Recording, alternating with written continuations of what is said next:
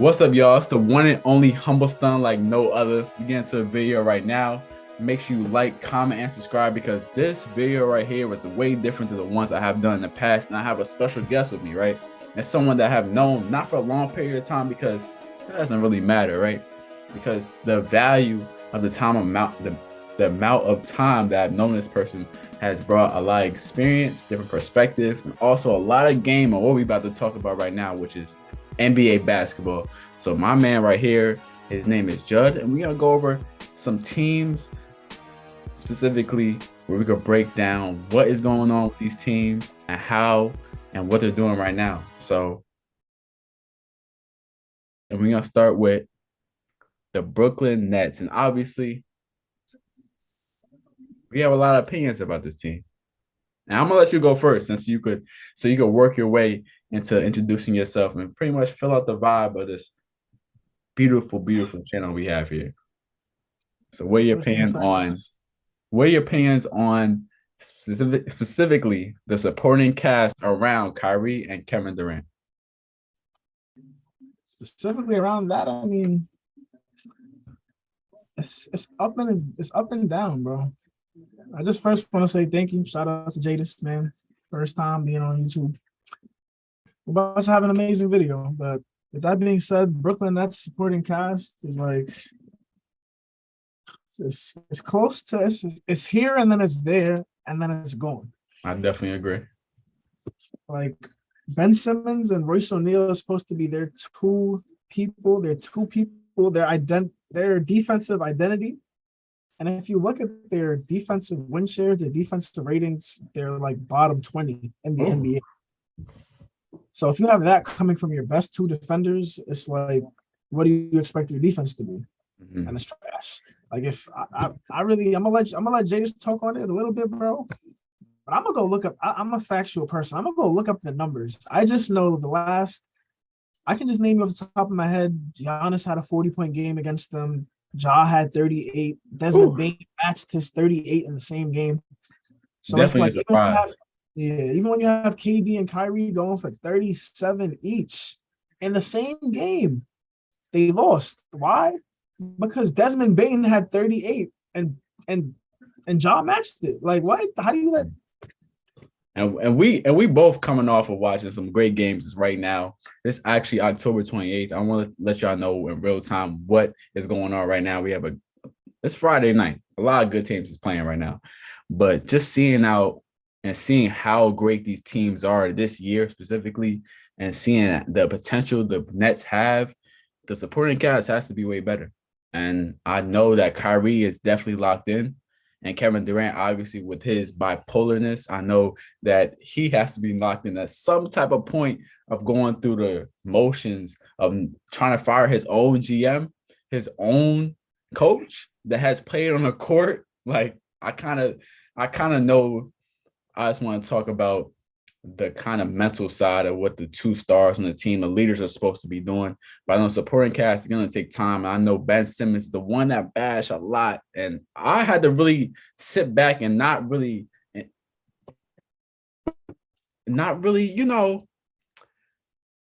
include myself with the destroying up players. We're not going to talk about Russell Westbrook, but Ben Simmons has been bashed because of how he's played. But you don't understand. I had to look back and see how great of a player he was.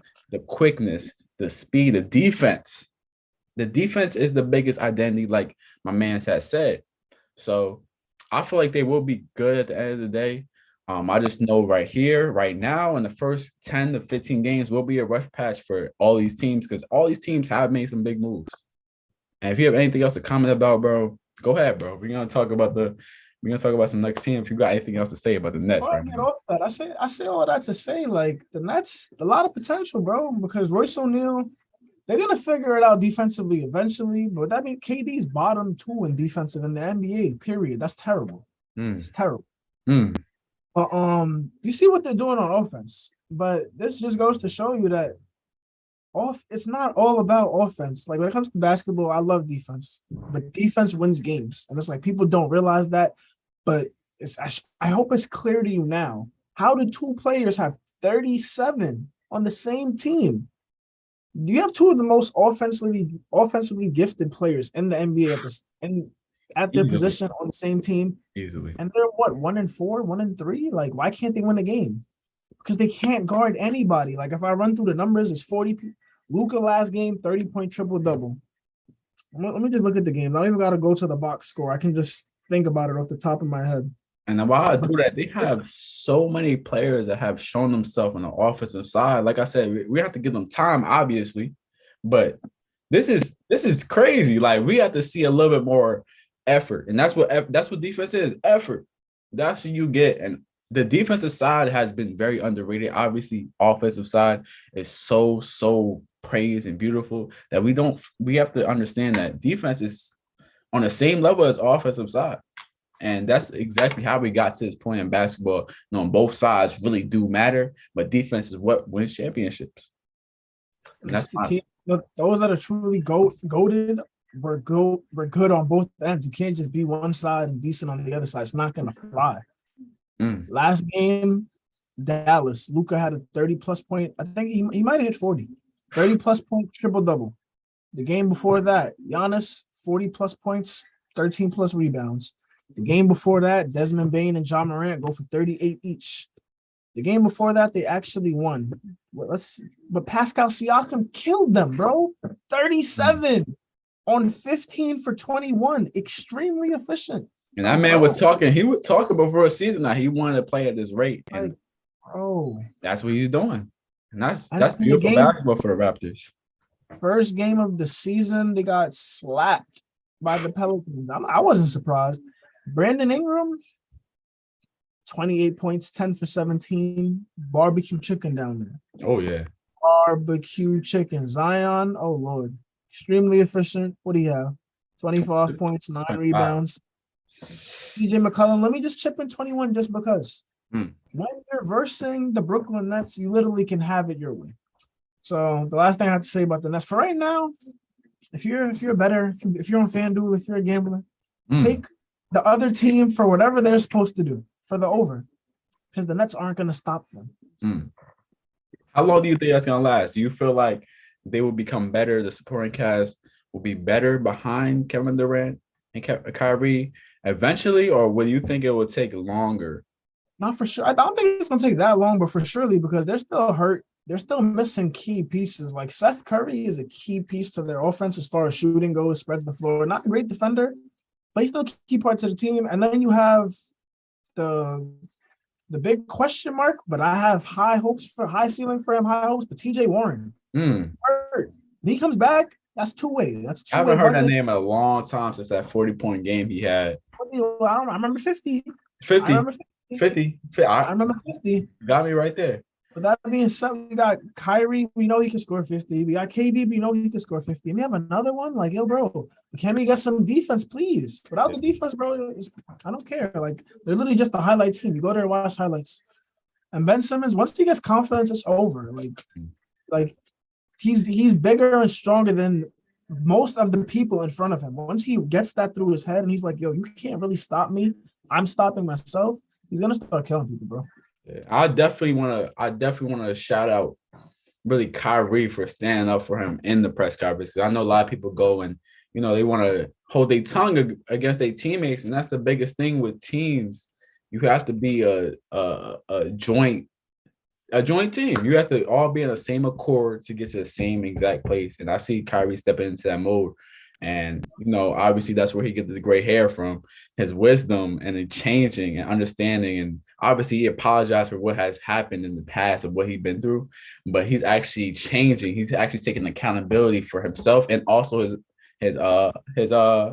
teammates. And that's the biggest thing that could help the supporting cast in the future. I could go along and change these things within a 15-game radius and beyond. And that's why I definitely believe the Nets will have great success in the next couple games going forward. I'm looking at the schedule right now. They have no choice. Like their next 2 games, they have a back-to-back against Indiana.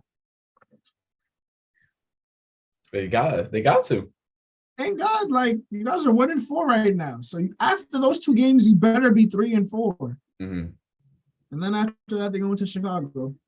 So they got a bright future, and I'm gonna move on because we going in on the Nets, and I want to make sure that everybody is very aware of what teams have done and what teams have moved to a better position than last year. And that's the team that I have high hopes for that came off of MVP, which is Jokic and the Nuggets. And I have a question. Is the Nuggets chemistry and the Nuggets injuries going to prevent them or slow them down for having success later down the road? Because obviously we have 82. Well, I think did they cut down the season games or no? Or the 82 game season. So we have to prolong Jokic to have a better postseason and not go out like he did before. I honestly think it's gonna work extremely well simply because of the pickups that they made. That trade they made in the offseason, like people don't realize how good that was for both teams, both Washington. And shout out, my fault. Shout out to Stream East in the back. You feel me? That's what. Shout out to Stream East. Yeah, definitely shot. Yo, I ain't gonna lie to you. We get to it. You feel me? No, we need that. We need that. Shout out to Streamies. Not for real though. Good sponsorships. But Okay. yeah, Denver. Yeah, that trade, the pickup of Ish Smith and KCP is like exactly what the doctor ordered. Because when it came to Denver, like when Jokic wasn't on the floor, you kind of didn't see an offensive identity. You kind of just saw players just playing, just running around. But there was nobody really running the show. There was nobody orchestrating the offense. The only time you saw that was when Jokic was on the floor. Mm. And Jamal Murray's been hurt for the past few years. So now what do they do? They add a backup point guard, a real floor general, and Ish Smith. And then you have a real 3-and-D guy. The first, like the only real 3-and-D guy on that roster. Like when was the last one? What 3-and-D guy has Jokic really played with? Really ask yourself that. And then you look at his numbers and you're like, he's never really played with the 3-and-D guy before. And it's like, that's crazy. That's crazy. A pure 3-and-D player in KCP. So you get that beautiful trade alone last year that made them better. But then we add on Michael Porter Jr., who I'd killing this year. Killing. Jamal Murray's they're both coming off injuries. Michael Porter Jr. doesn't look like he's coming off injury. Yeah, Jamal Murray looks like he's easy to bring back into it. But that last game I saw him play, I don't know if it was against the Lakers. Everybody kills the Lakers. My fault. But Bron, shout out to the Bron. defense is pretty good. I saw him catch 2 nice dunks, and he's gaining his confidence back slowly. Mm-hmm. When he gets his confidence back, Jamal Murray's a problem. Like he's the 50-point problem. Michael Porter Jr., I watched him torch Portland in the playoffs. He's a problem. You add that next to the 2-time back-to-back MVP is like, that's crazy. He was number one. He was number one in the country before Michael Porter Jr. So he had a lot of potential. It just hasn't been showcased at a consistent rate because of his injuries and what he has been showing so far on this team. And obviously, a lot changed. You have Aaron Gordon that's actually stepping up, but actually playing good basketball, a slasher that could actually go and hustle. And I think that Blake Griffin was the type of person for the Nets, not to go back on the Nets, but I feel like Aaron Gordon is actually a great supporting cast around Jokic. And like you said, Jokic never played with a 3-and-D guy. And that's something that's very important. And it can highlight what KCP is all about and what could go forward. And I believe this would be a team if Jamal Murray jumps over the hurdles of what mentally he is going through with his injury, could be something very, very bright and exceed on what he's going through right now, scoring these low points, but having great feel for the game. That's the biggest thing that I see him having. He's having fun, even though he might not have 20 plus, you know what I'm saying? This is crazy, bro. Michael Porter Jr. is killing. Like, this is not a joke. Every single game he's played, 15 plus points, shooting over 50% from the field and 50% exactly from 3. Shit. He's not finished the game shooting less than 50% from 3. We need that energy. No. The energy is fire. I like what Nuggets got for sure. The Nuggets are my dark horse, but they shouldn't be a dark horse to come out of the West. Oh, how? Because but nobody's talking about them. They're not top 5 in the rating. Why would the Lakers have a better odds to win the finals than the Nuggets? Make Sadly, that make sense? it's LA. It's just LA, man. But besides the Nuggets being underrated, I see them having a bright future, like I said, and we're gonna go over a couple more. And I feel like this is very important to just show and a team that has showed in 2020 that they could do it all the way. They just need to be focused and have more co-signed help from the squad and the supporting cast, basically for Giannis. And Giannis, obviously, one of the best. He's the best player in NBA at this moment. Obviously, it's hard to say that as a LeBron fan. As you guys know, I am a LeBron fan. Do not get it twisted. Even though he is the GOAT, it's hard for me to say, but it's accepted and understood that Giannis comes to play every single day and gives his all 100%. And accountability and maturity is the biggest thing that I love for Giannis. But I know the supporting cast will need to show up in the postseason and the ending games, depending on where their standings are, which will probably be in the top 2 in the East. And that's my opinion on the Bucks. When they started off, it's like I definitely want to be surprised if they finish in the top 2. They did have a close game with Philly to start off. They packed up Brooklyn. That game was closer than the score. It was closer than it seems, but it's like it wasn't really that close of a game. But Giannis is just all of these games. One thing that's consistent is Giannis is the dominating factor. He's the dominating player on the court, and he can't be stopped. Like they're 4-0 right now, and nobody even talks about the fact that Chris Middleton is still hurt. So they're undefeated currently with their second best player missing.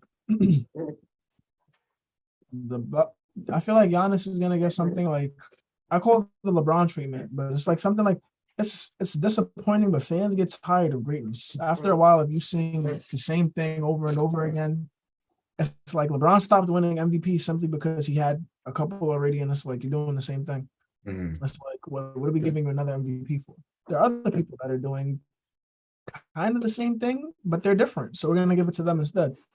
So Giannis is kind of getting that treatment already. Like MVP, multiple MVPs. You looked at him last year, you could have got another one. You're gonna look at him every single year for the rest of his career and be like, he really could have got it this year again.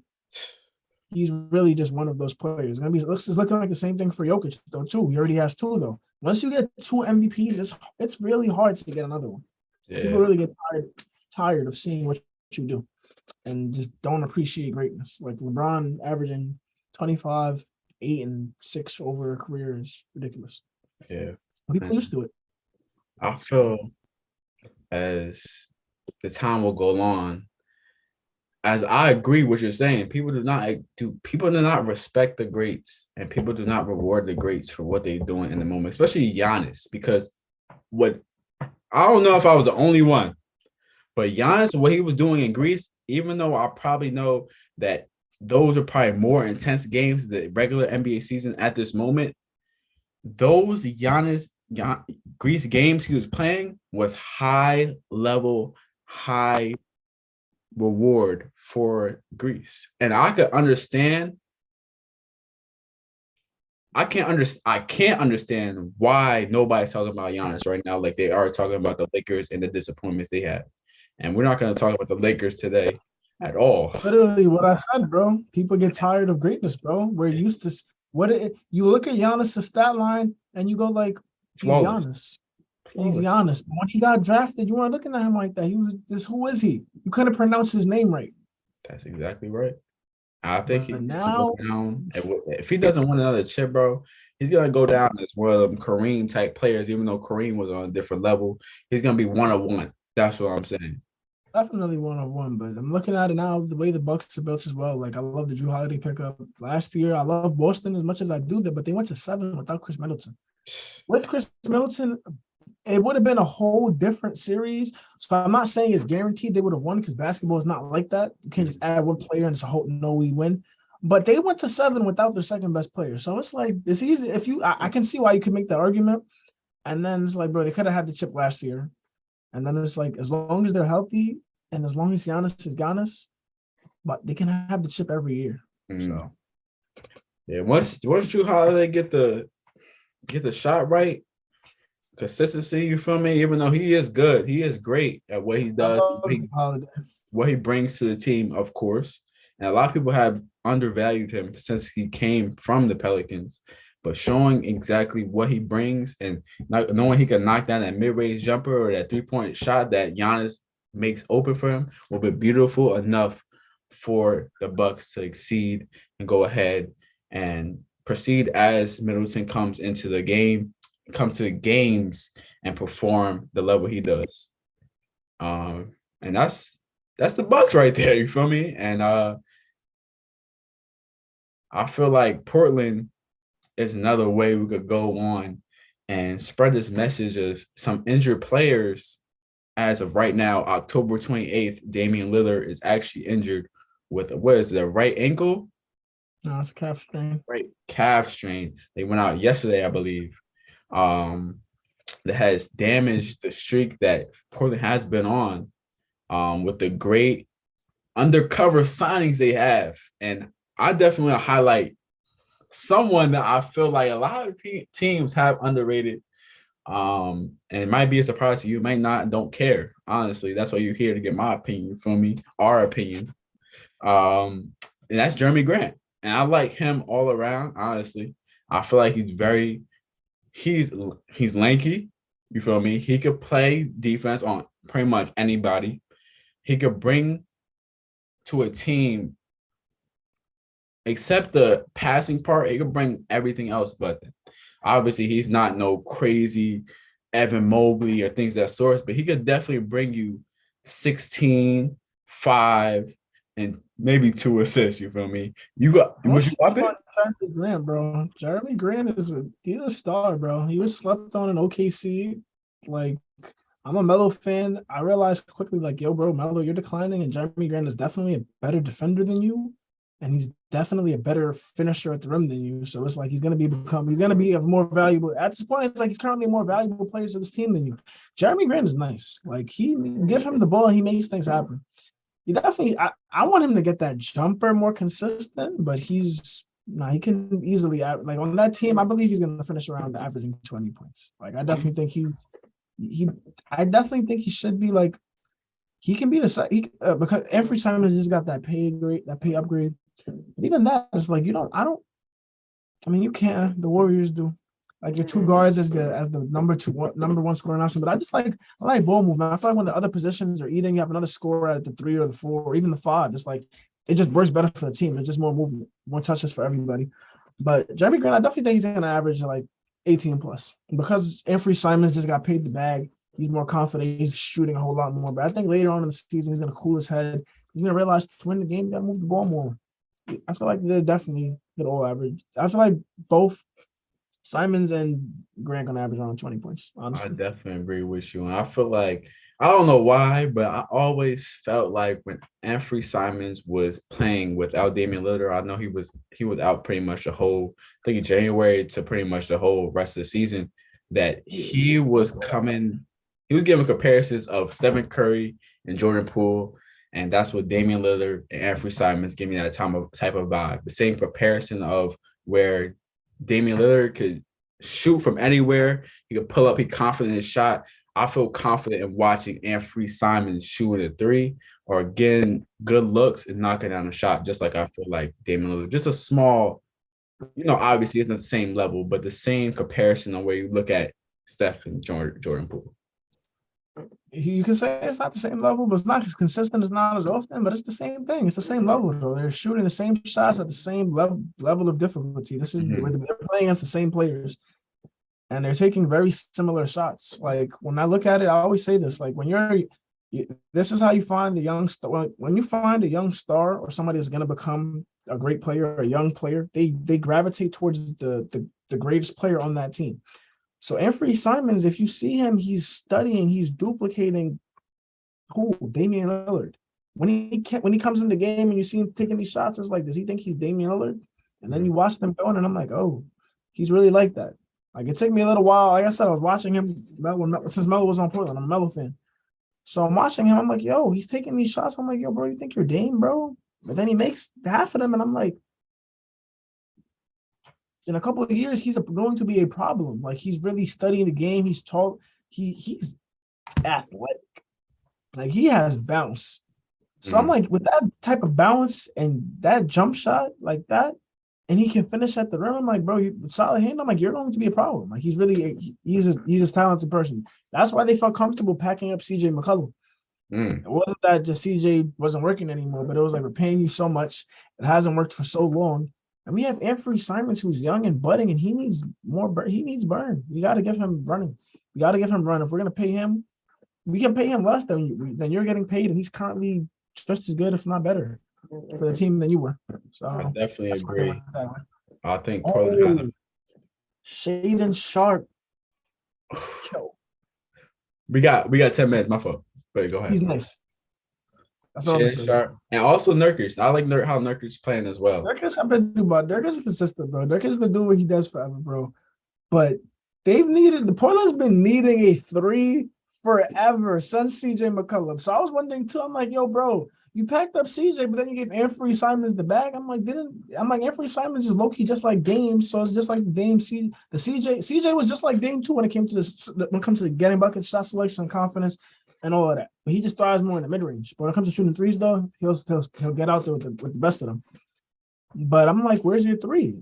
In the draft, Shaden Sharp, what I've seen from him in the season is just beautiful, bro. His jumper is gorgeous. That's a beautiful highlight too. I definitely not really forgot, but I haven't been paying attention to him that much. But I've seen small little tweaks during the game where he is showing great signs of improvement in the jump shot. And as well, I'm gonna keep it like that. I'm gonna keep it like that. Okay, nothing else to say about that. But we gonna wrap. Huh? Yeah, but remember I said though, the young rookies that are gonna be great. They develop like the stars on their team. So he's going to be developing like Dame. I expect to see a lot more Dame in his game. And think about that at his size, 6'7". Scary. That's what it is. And that's what you like the development of these young players that's tall, that's athletic, and come to play and come to learn more than anything. And I think that's what they're getting from Damian Lillard. And I feel like they will get way better throughout the season. Maybe might sneak in the might I don't want to might sneak in the 6th seed. Maybe I got Portland finishing somewhere okay. high. We'll figure out along the journey. But I think they're gonna surprise a lot of people. I don't think they're bad at all. I was telling people that they're gonna be good. I'm not surprised they started off this good because their team got better and Dame is Dame. Like he's been this good and he just needed help, honestly. we are wrap it up with the last team, and this team is your home city. So I'm gonna let you go, and we're gonna talk about is the New York Knicks and the hype or the disappointment they have each and every year. Would they be the biggest in the East or even in the top 5 in the standings or in the conference this year? Top 5? So far. You said, do I think they're going to be top 5? So far. How do I feel about that? How you feeling about the New York Knicks right now, bro? Just how you feel? I just want to know how long is it going to last, honestly. Damn. Like, that's a good damn question. Fuck. They already lost their second. They already lost today. Oh, they lost 2 in a row. Or that Boston lost? No, they lost. Yeah, they lost once. They lost today. They're 3-2 right now. They're starting off decent, but I asked the Knicks fan yesterday, and he said it. I was like, "How do you feel about the Knicks being 3-1?" He's like, "Man, we didn't play any competition." He was like, "I feel good when we start versing the playoff teams." He was like, "Come on, you talking about Charlotte, bro?" And I was like, "I respect it, but I'm not a Knicks fan anymore." It was rough days, bad for my blood pressure. My emotional intelligence was just a bad time being a Knicks fan. So brighter days now. So when I asked him, I was like, when I came to me being a Knicks fan, you take all the good you can get. So I'm like, yo, y'all 3-1 right now, bro. The Knicks are 3-1. I remember one time the Knicks actually were 3-1 or 3-0. Actually, LaMelo was on the team, and I was talking my stuff. I As was you popping should. my ish. I was talking my stuff. So I'm like, yo, how do you feel about the Knicks being 3-1 right now? Like, man, we ain't playing nobody good. And they played the Bucks today and they lost, but it wasn't that bad. It wasn't a blowout. Jalen Brunson wasn't going to solve all your problems. I said that. Like I said, throwing the bag at him was cute, but it's like unless that was just to like attract free agents. I don't know who the free agents are in this upcoming season, but it's like I don't see you guys doing anything. Like you're not better than Atlanta. You're not better than the Cavs. You're not better than at least like 8 other teams I can name. So Yeah. yeah, My opinion on the Knicks, obviously you're a NY native, and hey, you have your honest opinion. I definitely respect it, and I definitely want to keep it so positive. But I understand that they have three people right now. They have three people right now that have the potential. I don't understand how Jalen Brunson or even Knicks thought this is going to be a great thing in the future. Obviously, they have a better start than a lot of teams right now, but we're gonna have to see more consistent rate of them putting the pain in. Obviously, RJ has shown signs of great leadership and great efficient basketball. I like how he plays. That's all I'm gonna say. And when Zion was out, I felt like RJ was the best player, but I'm seeing Zion dominating the paint. But regardless of Zion, we're going to talk about how Julius Randle has been someone that I need to see doing more. I feel like he was brought on that team to do something. And obviously, you have a fan base that very brings a lot of criticism to your team and to the NY. I just need Randle to be the voice of that squad and also RJ to back up with his play. And obviously, Jalen Brunson as well. You got a crazy amount of money, bro. Obviously, you go lay back, sit back, but New York is on your ass. And if you're a team kid left. watching this, you might have to turn this off. Tell your parents, I apologize. It's like I do not apologize. Jalen Brunson, you need to get your ass up and start performing for this Knicks team, or they'll be in your ass. Yo, that's a fact, yo. I'm surprised I haven't. I mean, I'm not paying attention to Knicks that much. Like, I mean, Knicks fans, but it's like I'm surprised they're not coming to Jalen Brunson. Like they lost again today. They lost today. I was looking 12 at the points. stat line. Media, yeah, 12, 13. Come on, bro. This is what you were doing in Dallas for real, bro. No, you've been doing better than this. Yeah, nah. He was doing that. I'm actually, don't get this wrong. I love Jalen Brunson. I was one of his biggest fans when he was on the Mavs. I was telling people like Jalen Brunson is real. Like he's a real problem. Coming off but you cannot guard him. Mm. Why is he so small with post moves? He'll pack you in with the post moves. My thing is that's not saving New York. That was just my thing. Yeah, 13 points, bro. You better. It's not doing it. It's not doing it. And 2 assists. it's not doing it, bro. It's honestly not doing it. Since we have 2 minutes in this video, I want to make sure we wrap up in the right way and close out to actually get you guys involved, right? And this is something that I wanted to bring to the channel because I love basketball and Judd loves basketball. We love basketball. So if you're here, you love basketball as well. We want to expand from these series episodes that we have talking about what's going on pretty much each and every week, each and every day to see exactly how these teams will evolve in this great, wonderful season that we have of great, healthy players. And we haven't really went over the teams that have some great, great, healthy players. They're They are wealthy. wealthy. They are wealthy. They are Getting paid. They're getting paid. Like Jalen Brunson, you know. All right. So we have to we have to make sure you guys are involved and let us know what teams you guys want us to talk about next episode so we can get a little bit more involvement, have a little bit more fun, and even throw some more ideas out there so we could all think and choose what teams at the end of the day is going to make it in the top 7 or really 9 because of playing teams now. That's 10. That's 10. 10 teams playoffs, each conference. Yeah. So 20 teams out of 32. So not 30. It's 30 teams. 30 teams. See? They made the play. I'm not gonna lie, like at first I was questionable about the playing because I've been watching basketball for a long time. Those top 8, but it works because now you got the like 5 teams used to tank. Now there's nobody. Nobody's tanking. Everybody wants to win.